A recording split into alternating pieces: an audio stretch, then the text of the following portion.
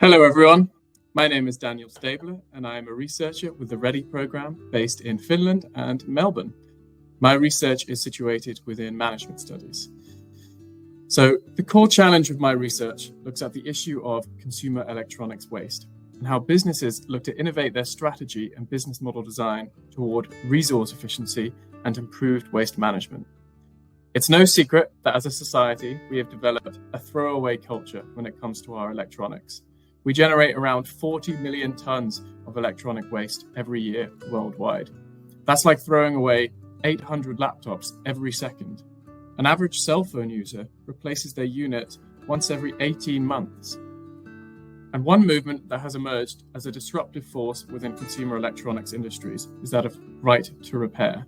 So this movement advocates for consumers' ability to repair their own devices without manufacturers' restrictions.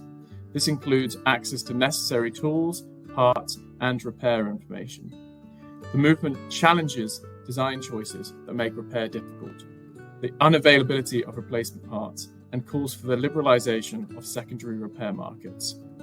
Right repair laws have been introduced at the supranational level alongside domestic government policies, and the movement is supported by advocates and consumer interest groups that seek to lobby and educate for improved repair practices. By promoting easier and more affordable repair, these movements aim to reduce electronic waste, extend product lifespans, and support a more sustainable economy. So how does this influence the strategy implemented by consumer electronics? Well, right to repair laws often state the proposed benefits that the movement would have upon secondary repair markets.